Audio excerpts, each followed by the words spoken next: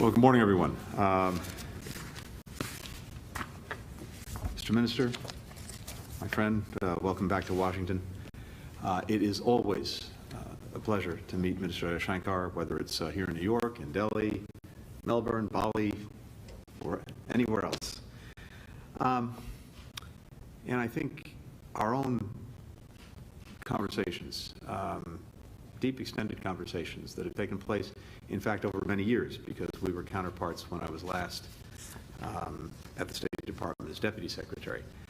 I think it reflects the fact that the partnership between our countries, between India and the United States, is simply one of the most consequential in the world. It's vital to addressing virtually every global challenge that our people face, whether it's health security, climate change, food security, upholding a free and open international order, to name just a few. Over the past years, we have made real progress in elevating that partnership, bilaterally, that is directly between us, through institutions like the Quad and the G20, and in international organizations, including at the United Nations. Today we talked about how we can further advance our shared security, economic and geopolitical goals. Last week in New York, we were both witness to genuine unity among the vast majority of UN member states, developing and developed, big and small, North and South, on the need to work together to address these shared challenges that all of our people face, as well as to uphold the United Nations Charter and its core principles, including sovereignty, territorial integrity, and human rights. We're grateful for the Minister's partnership and leadership on these fronts.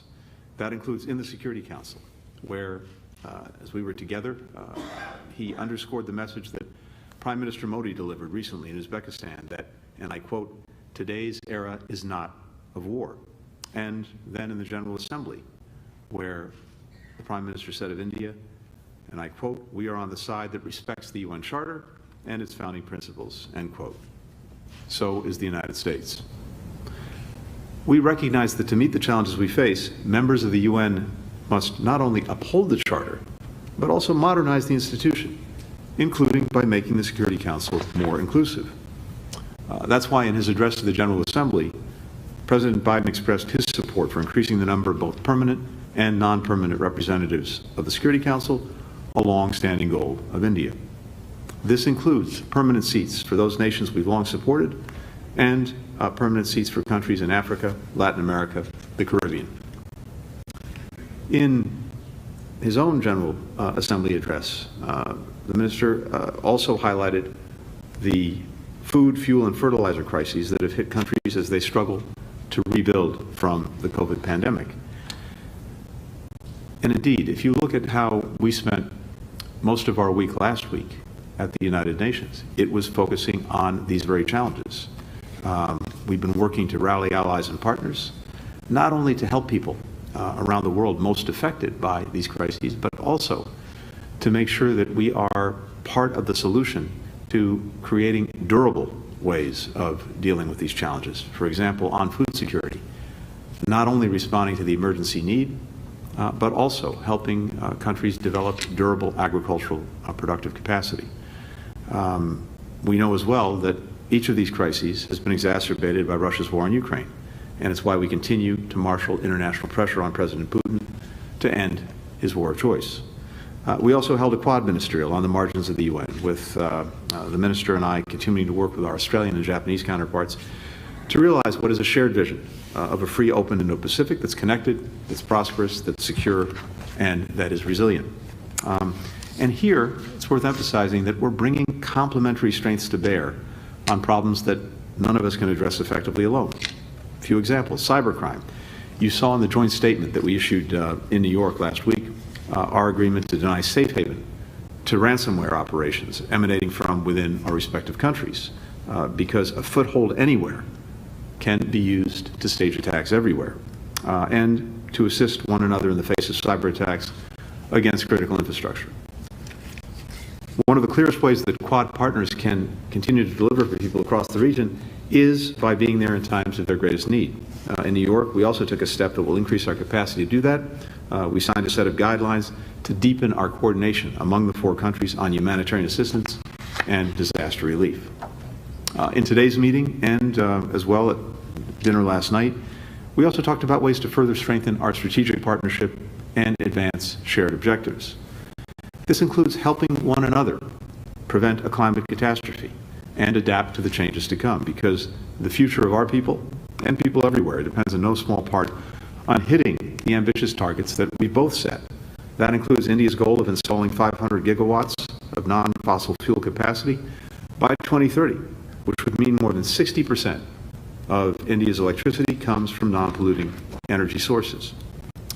We're helping to do that through the U.S.-India Climate and Clean Energy Agenda 2030 Partnership, which is helping to foster joint research and development, mobilizing finance from the private sector and multilateral institutions, and finding ways to scale up innovative clean energy technologies.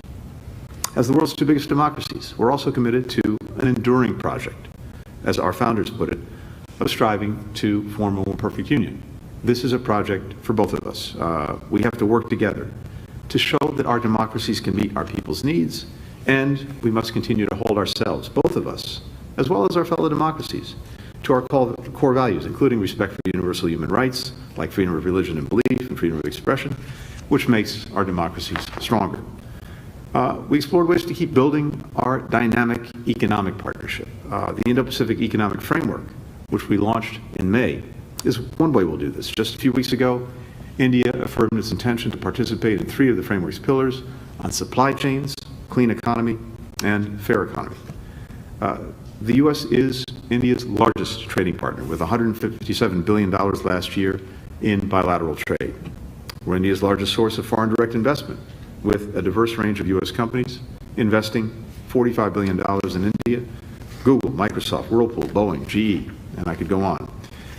But we see more room to grow, and to do it in a way that creates jobs for workers in both of our countries. The U.S.-India Commercial Dialogue, the U.S.-India CEO Forum will give us more opportunities to do that in the months ahead. So these are just some of the ways, multilaterally, regionally, bilaterally, that we're bringing this close relationship between India and the United States even closer together. And with India holding the presidency of the Security Council in December and taking over the presidency of the G20 next year, we'll be able to drive more concerted global cooperation and action together. At an event this weekend, you called, Mr. Minister, the shift in U.S.-India relations the single biggest change that you've observed in decades of service as a diplomat. The minister said, and I quote, "It did not change only because of government policies. The relationship changed because of Indian Americans." And I could not agree more. We're grateful to have an Indian American community that does so much to deepen ties between our countries, as well as to shape the fabric of this country. And I'd add that we're also grateful to communities in India, including of American origin, that are doing their part to strengthen the relationship for the good of both of our countries and both of our peoples. With that, John, over to you. Thank you. It is really a great pleasure to join Secretary Blinken at this media event at the conclusion of what I can honestly say is a very productive morning of discussions. I was last here in April, and obviously a lot of things in the world have changed since then. While we have spent quite some time this morning, I thank the Secretary and his wife for hosting us yesterday at a working dinner. This was really a very gracious gesture, and I think an occasion that both of us put to good use. Obviously, a large part of our deliberations today were devoted to the strengthening of our bilateral relationship. Most of you would readily understand that it has grown very significantly in scope and depth over the last few years. We engage each other across pretty much every domain, and the quality of our cooperation, as indeed of our conversations, have steadily improved. In today's meeting, we discussed our political coordination, working together in plurilateral and multilateral formats, and exchanging assessments and on collaborating on important regional issues and global challenges. I would specifically mention the Ukraine conflict and the Indo-Pacific situation in that regard. I shared with Secretary Blinken my experience of interactions during the UN General Assembly about the deep anxieties in the global south on fuel, on food, on fertilizers. The increasing salience of green growth, digital development, and affordable health is today very, very evident. We must not let current developments jeopardize Agenda 2030 on SDGs or to deflect us from climate action and climate justice commitments. Our cooperation in different bilateral domains is progressing vigorously. Naturally, Secretary Blinken and I did a comprehensive stock-taking, but separately, I met Defense Secretary Austin and Commerce Secretary Raimondo to review their particular areas. I participated in a particularly interesting roundtable organized by the National Science Foundation. I will be meeting business leaders over the next 2 days, and given the bipartisan support that we have long enjoyed in the US Congress, I look forward to interacting with some of its prominent members. There will also be an occasion for me to engage think tanks and policy analysts so that there is a better understanding of India's concerns and interests. Having said that, there are particular issues in the current global context that shape the evolution of our cooperation and therefore merit your attention as well. Prominent among them is our commitment to address the global volatility which has arisen from the COVID, from conflicts, and from climate events. India and the US have a strong interest in encouraging more resilient and reliable supply chains. This requires policy decisions as well as practical measures involving the business community. We are focused on those goals. Furthermore, the digital world mandates a greater emphasis on trust and transparency. This too has been the subject of detailed conversations and follow-up action. When it comes to critical and emerging technologies, we both see the value of expanding trusted research. Our national security, our economic security, our technology security are all enhanced by closer collaboration. It is also in our mutual interest to facilitate the development and mobility of talent. We agreed that impediments in this regard should be addressed. There is a keen interest in India's national education policy, and we will explore how that can best serve to expand our partnership. On mobility, specifically visas, this is particularly crucial given its centrality to education, business, technology, and family reunions. There have been some challenges of late, and I flag it to Secretary Blinken and his team, and I have every confidence that they will look at some of these problems seriously and positively.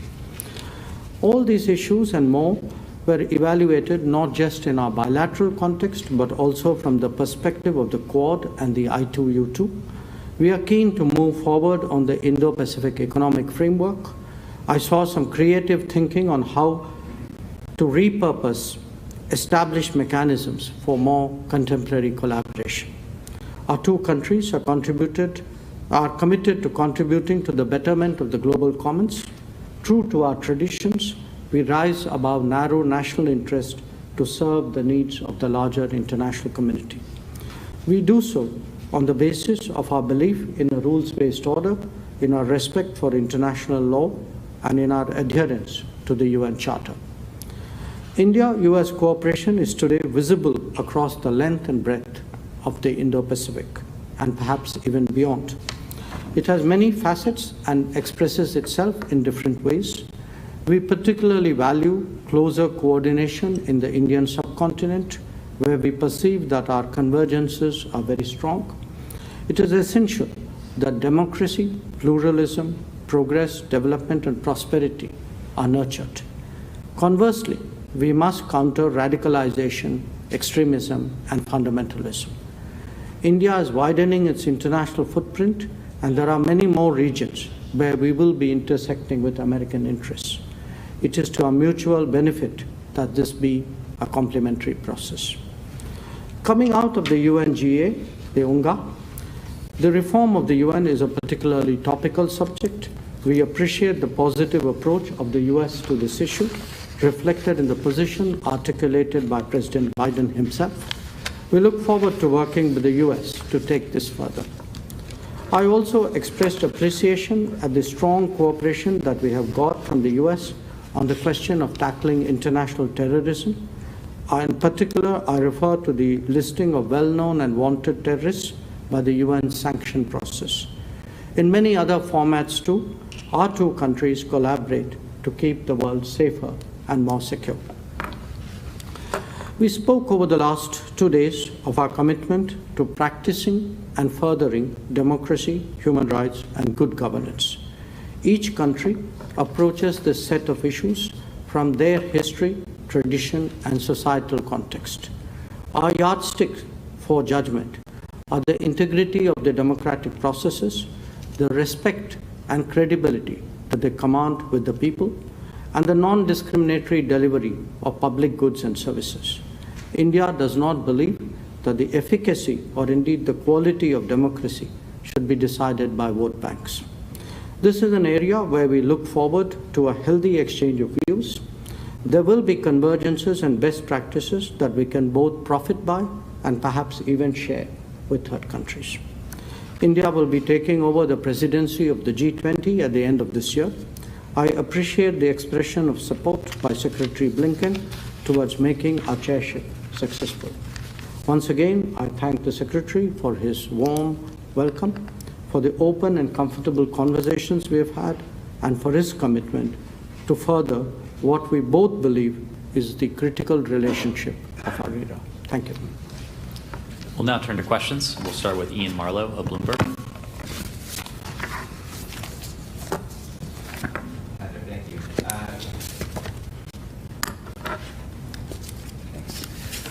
Secretary Blinken, we've seen several reported leaks in the Nord Stream pipeline system that Germany has said could be an act of sabotage. What's the U.S. assessment of what we're seeing there, particularly given previous Russian moves to curtail gas supplies? And can you speak a little bit more broadly to the pressure that Europe is coming under as winter and a potential energy crisis looms? External Affairs Minister Jaishankar, thank you for taking our questions. First, I'm wondering if you could offer India's perspective on U.S. efforts to implement a global price cap on Russian energy. Would India consider joining that kind of price cap mechanism, and do you see it as potentially a way for India as well as other countries in the global south to get more leverage and negotiate even cheaper prices for fuel? And just a second question, if I may, can you talk a little bit about India's plans going forward for military hardware and equipment, given the sanctions that the U.S. and others are putting on Russian industry, and given India's historic reliance on Russian technology? How is India trying to head off challenges related to Russia being potentially unable to service that equipment going forward as a result of sanctions? Can Russia still fulfill all of India's requirements? And will India look at perhaps more purchases of, say, American or Israeli military equipment? Thank you. Ian, thanks very much. On the question on energy security and Nord Stream in particular, a few things. The leaks are under investigation. There are initial reports indicating that this may be the result of an attack or some kind of sabotage, but these are initial reports and we haven't confirmed that yet. But if it is confirmed, that's clearly in no one's interest. Now, my understanding is the leaks will not have a significant impact on Europe's energy resilience. And what's critical is that we are working day in, day out, both on a short-term basis and a long-term basis, to address energy security for Europe and for that matter around the world.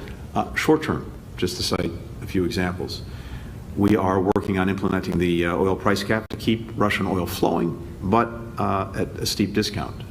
That, of course, will deny Russia excess revenues that it would use to prosecute its aggression against Ukraine, and at the same time, as I said, keep oil flowing on world markets. We're working to continue to surge LNG supplies to Europe in cooperation with global partners, including in the Indo-Pacific. It's worth noting that our own oil production is up by more than 500,000 barrels per day this year. Our LNG exports are up more than 20% since last year. In fact, we became the largest LNG supplier to the European Union and the UK this year. And we've become the largest overall LNG exporter this year. And of course, as you know, we've been tapping into the Strategic Petroleum Reserve at unprecedented levels. Others are doing the same. This is having an impact both on supply and on price. Long term, we're supporting efforts to reduce reliance on fossil fuels, including LNG over the long term, including through a task force that we established with the European Union some months ago on energy security that's working very actively, looking at ways both to reduce demand, to pursue renewables, to make the transition. And then we're working with global partners to reduce dependence on fossil fuels and accelerate the transition to renewables beyond Europe. It's a long way of saying that there are clear challenges in the months ahead that we're addressing, but there is also a very significant opportunity to do two things. One, to finally end the dependence of Europe on Russian energy, and thus the position that Europe is in of being on the receiving end of the weaponization of energy by Russia, and also to accelerate the transition to renewables and to make sure that we're addressing the climate challenge that we face. So we can and we are working to do all of this in a way that provides energy security for Europeans and not only gets us through the next months, but leaves us in a better, stronger position for the years ahead. On the price gap, we had a brief discussion on it this morning. More technical people are engaged between the two systems on this particular subject. It is, of course, a G7 initiative. Now, you have to understand that in the last few months, the energy markets are already under very great stress.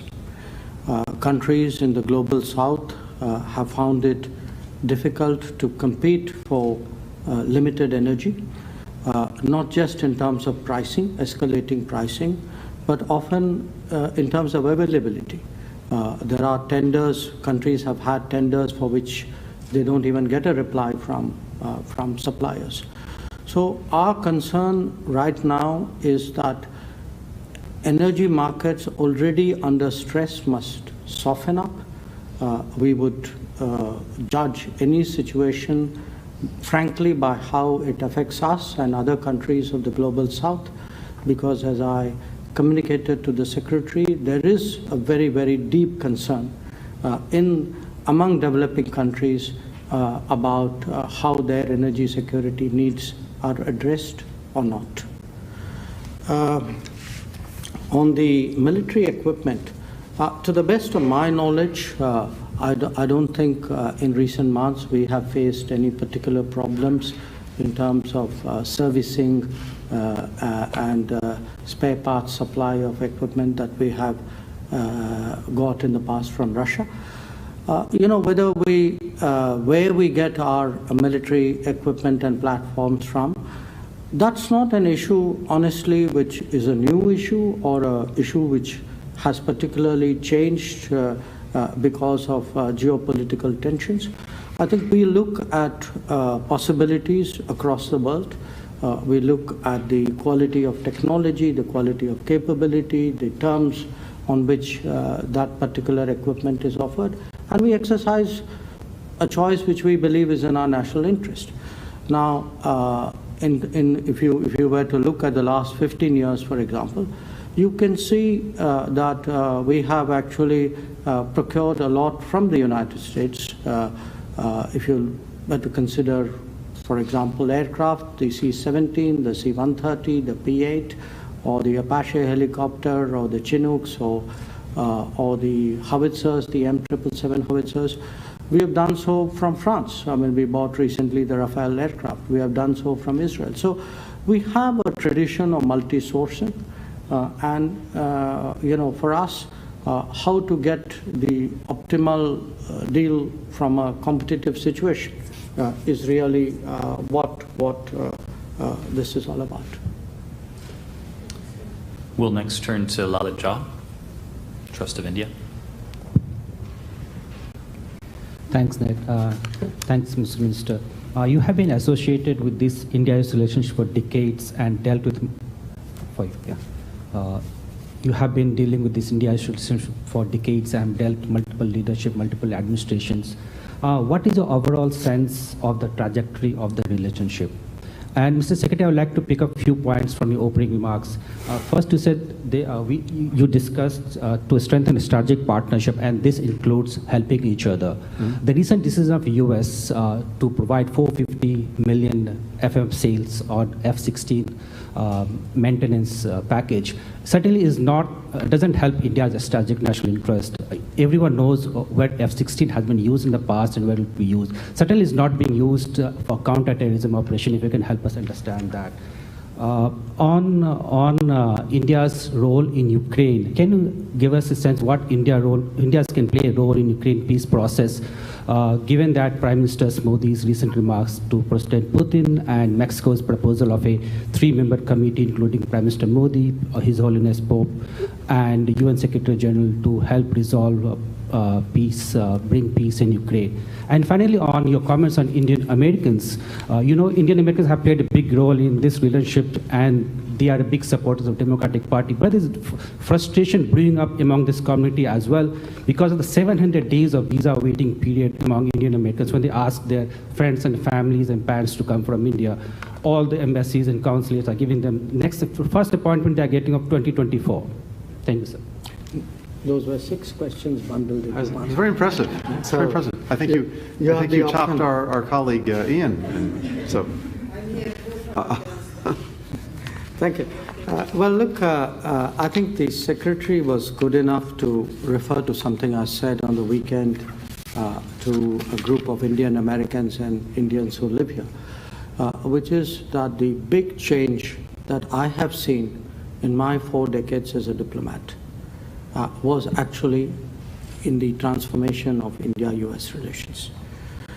And your question, how do I see the trajectory? Quite honestly, I see today a United States very international, very much more to engaging, very much more open to engaging a country like India, which is actually thinking beyond traditional alliances, which has been very effective at finding common ground with potential or actual partners. And a very good example of all this is actually in the Quad. The fact was, a Quad was something we tried about 2 decades, 15 years ago. It didn't work. And it is working very well today, and is doing, it's grown remarkably in the course of the last 2 years.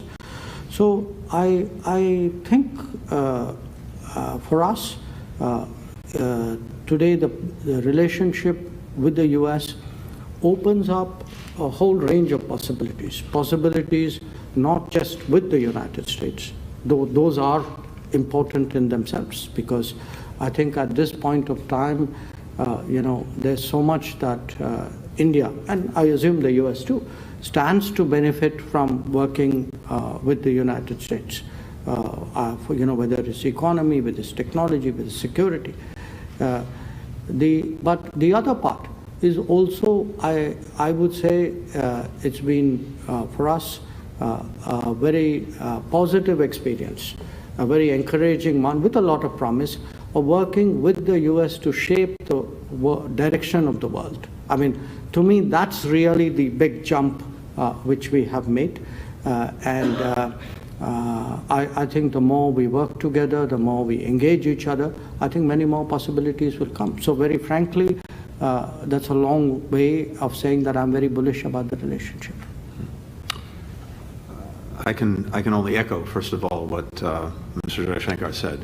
I think no 2 countries have a greater ability and, I think, opportunity and responsibility to try to shape the future of the centuries in the United States and India as the world's two largest democracies. And what is very gratifying to me is the fact that in all of these meetings, in all of these conversations, in this ongoing dialogue we have, we are thinking together and working together in ways that we haven't before. That doesn't mean that we don't have differences. We do, and we will.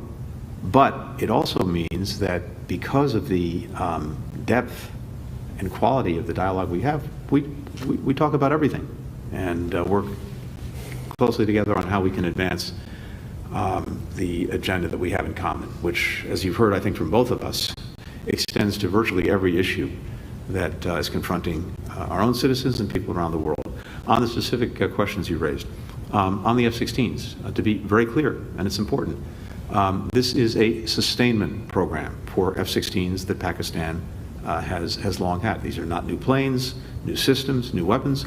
It's sustaining what they have. We have a responsibility and an obligation to whomever we provide military equipment to make sure that it's maintained and sustained. That's our obligation. Pakistan's program bolsters its capability to deal with terrorist threats emanating from Pakistan or from the region. It's in no one's interest that those threats be able to go forward with impunity. And so this capability that Pakistan has had can benefit all of us in dealing with terrorism. On the question of visas, I'm extremely sensitive to this. If it's any consolation, I can tell you that this is a challenge that we're facing around the world, and it's a product largely of the COVID pandemic. Our ability to issue visas dropped dramatically during COVID, and without boring you with all of the details, this is the one self-financing part of the State Department. That is, around the world, the fees that we get for issuing visas go to our budget, and they go to our capacity to put in place the people needed to process the visas. When COVID hit, the demand for visas fell through the floor. Visa fees went away. The system as a whole suffered. And then, of course, in actually issuing visas, even with much more limited resources, we had constraints from COVID about the number of people we could have in our embassies at any one time, et cetera. We are now building back very determinedly from that. Surging resources. We have a plan when it comes to India to address the backlog of visas that's built up. I think you'll see that play out in the coming months, but it's something that we're very focused on. These connections, these people-to-people ties, whether it's students, whether it's business people, whether it's tourists, whether it's family, this is what really links us together, and the last thing we want to do is make that any more difficult. On the contrary, we want to facilitate it. So bear with us. This will play out over the next few months, but we're very focused on it. Finally, India's role when it comes to Ukraine, a potential peace process. I really want to emphasize what Prime Minister Modi said, because I think he captured, as well as anyone I've heard, fundamentally what this moment is about. As he said, this is not an era, this is not a time for war. We could not agree more. We saw the aggression, the threat of the aggression mounting from Russia against Ukraine last year. We warned the world about it, and we tried everything possible to avert it through diplomacy. Unfortunately, tragically, President Putin pursued his aggression nonetheless. And now the Ukrainian people, but also the world, are reaping the consequences. We see this not only in the suffering of the Ukrainian people, the decimation of their country by Russian forces, but we see it also in the profound threat to the United Nations Charter that binds us together, the basic principles that are so necessary to keep peace and security around the world that came to being after 2 world wars: sovereignty, territorial integrity, independence. They are being challenged. And we're seeing the consequences in everything from rising food insecurity to the energy prices that we've talked about. So it's profoundly in everyone's interest for Russia to stop its aggression. But it really is incumbent upon Russia and President Putin to decide that this is what it's going to do. One person has the ability to stop this aggression tomorrow, and that's Vladimir Putin. And as I said last week, if Russia stops fighting, the war ends. If Ukraine stops fighting, Ukraine ends, because Russia has seized territory through this aggression that makes it challenging for Ukraine to sustain its viability. So this is incumbent upon President Putin. We are very determined that if there is any opportunity for meaningful diplomacy to try to end the war, we will be part of it. But as of this date, speaking to you today, we continue to see no signs from Russia and President Putin that they're prepared to engage in meaningful diplomacy in a negotiation that would lead to a just resolution of the aggression. It is on Russia, it is on President Putin, and we will see if they finally respond. I think it's very important, though, that voices as consequential as India's make themselves heard, and that's why I thought the Prime Minister's comments were so significant. For the war in Ukraine to end. And then to follow up on your response to my colleague on conversations about a price cap on oil, you said that was briefly discussed during your meeting with the Secretary today, but it seems that you still have concerns, and right now India is not in favor of a cap on Russian oil. So is that accurate, and what would change that position? And Secretary Blinken, one question on Iran and one question on Ukraine. With the new Treasury General licenses last week, there are still technical hurdles when it comes to getting internet to Iranians. So I'm wondering what more the United States could do, and if the United States would work with private companies if they were to try and physically get hardware into Iran to make sure that they could facilitate the distribution of internet to the country. And then the second question on Russia, what cost will the United States impose on Russia if it annexes these Ukrainian territories that are holding these so-called referendums? And will the U.S. still allow Ukrainian troops to use U.S. weaponry to defend against Russians in those territories, no matter what the outcome of these referendums and these possible annexations? Thank you. Yeah. Please. Sure. We have taken the position privately, publicly, confidentially, consistently from February 24th that this conflict is not in anybody's interest. And we've always advocated that the best way forward is to return to dialogue and diplomacy. Now, your question, are we actively working on something? In the past, wherever we have been able to contribute something, we have been open to it. And I remain in very active touch with a lot of my colleagues in the G20, colleagues in the UN Security Council, some beyond. So just as an example, during the grain shipment discussions in the Black Sea, at that time we had been approached to also weigh in with Russia at a particularly delicate moment of those discussions, which we did. Right now, there are some issues. I had a meeting with the Prime Minister of Ukraine.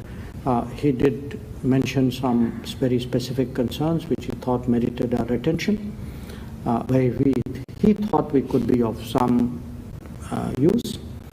I had, on a different set of issues, a discussion with the UN Secretary General.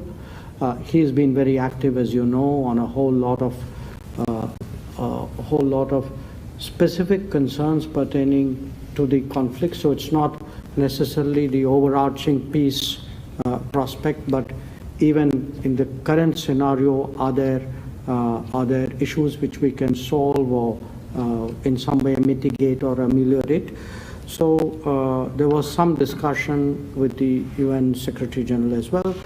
I don't think it would be right for me to kind of go into specifics at this time. Do we have concerns? This is in respect to your oil question. Look, we have concerns about the price of oil. But we are a $2,000 per capita economy. The price of oil is breaking our back.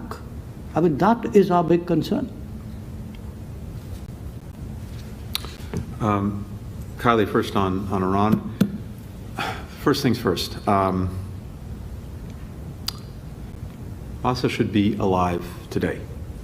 The only reason she's not is because a brutal regime took her life, and took her life because of decisions she should be making about what she would wear or not wear. Women in Iran have the right to wear what they want. They have the right to be free from violence. They have the right to be free from harassment. That's true in Iran. It's true, should be true everywhere. So, for starters, Iran needs to end its use of violence against women for exercising what should be a fundamental freedom. And as a general proposition, and in this specific instance, we stand with all of those who are exercising the universal right to peaceful protest. As you noted, we've also taken action. And two things I would point to. We designated the so-called morality police and specific individuals for human rights abuses. And that imposes sanctions on them, and it would impose as well sanctions on anyone who seeks to, in any way, do business with them. And then, more specifically to the point you raised, we announced a general license to facilitate the free flow of information inside Iran. So, for example, what this does is it authorizes companies to provide things like cloud services, privacy technology, security technology, hardware and software to enable the Iranians to better communicate among themselves and also with the rest of the world. Individual companies can come to us, to OFAC in this case, to determine whether their technology fits under the license, and we will certainly look for ways to facilitate technology services being made accessible to people in Iran. On the question of Russia and the sham referenda and annexations that seem to be proceeding in Ukraine. One, we've been very clear that we are prepared and we will impose additional severe and swift costs on Russia for proceeding with the annexations. And again, it's important to remember what's going on here.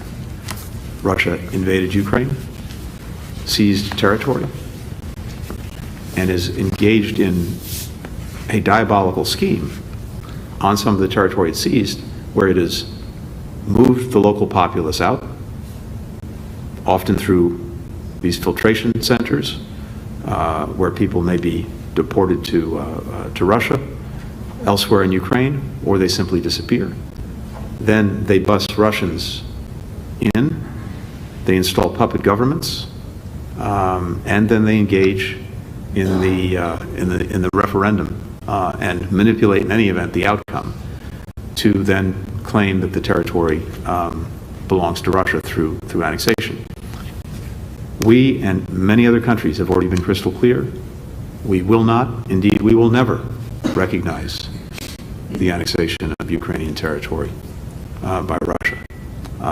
And I've also been equally clear that Ukraine has the absolute right to defend itself throughout its territory, including to take back the territory that has been illegally seized one way or another by Russia.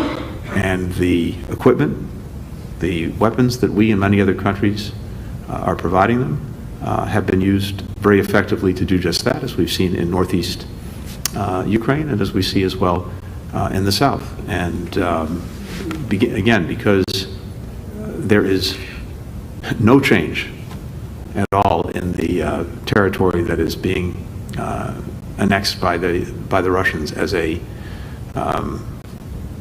matter for us or for the Ukrainians. The Ukrainians will continue to do what they need to do to get back the land that has been taken from them. We will continue to support them in that effort. We'll take a final question from Rina Bardwaj. I'm sorry, Nazira, we don't have time. From Rina Bardwaj, Asian News International. Minister Jaishankar and Secretary Blinken, thank you for doing this. Minister Jaishankar, you've had a very busy week at UNGA, meeting all your counterparts. Did they express their worries about Ukraine, which you mentioned in your remarks, of course, but also Taiwan? And did you discuss the impact of these developments on the global economy with Secretary Blinken? How are the two countries going to work together to address these concerns? And my second question to Secretary Blinken is, you talked about F-16 and the obligation that the U.S. has. But can you further clarify what terror threats does Pakistan face, and why is there a need for these fighter jets? Also, there's a discussion with your Pakistani counterpart to improve ties with India and to make the region more stable. What was their response? You did give them an advice to maintain peace. What was the advice that you gave them?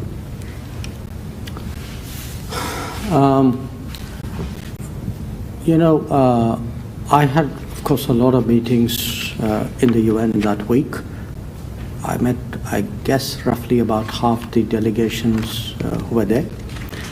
And a common concern among them was the anxiety about global economic volatility and anxiety about, sharply increased energy prices, of food inflation and food availability, of fertilizers which will impact food next year, of disrupted trade, of shipping, of insurance, of airline movements, of travel.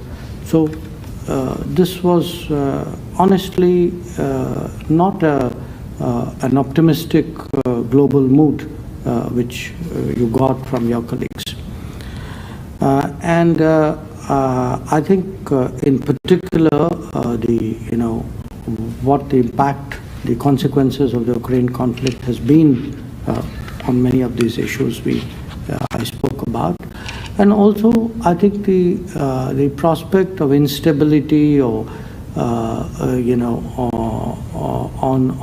the Indo-Pacific, because today Asia and Indo-Pacific is so central to global trade and particularly in some very critical areas. So these were very, very widely prevalent concerns. We had a good discussion about it yesterday evening.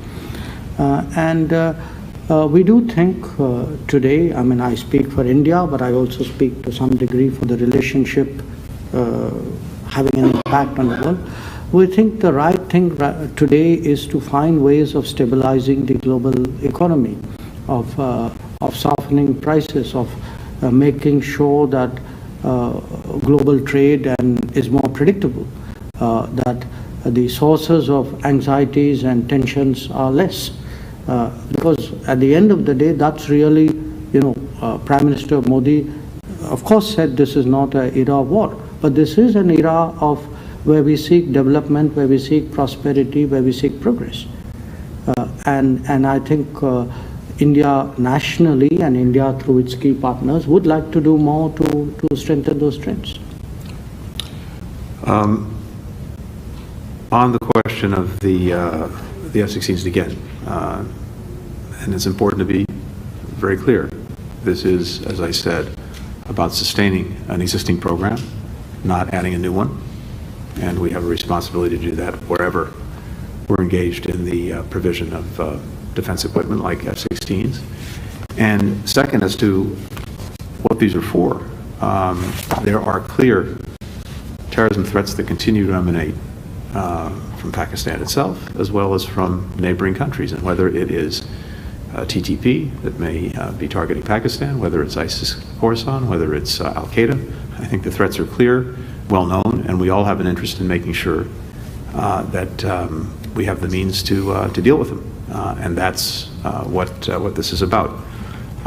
More broadly, we always encourage our friends to resolve their differences through diplomacy, through dialogue.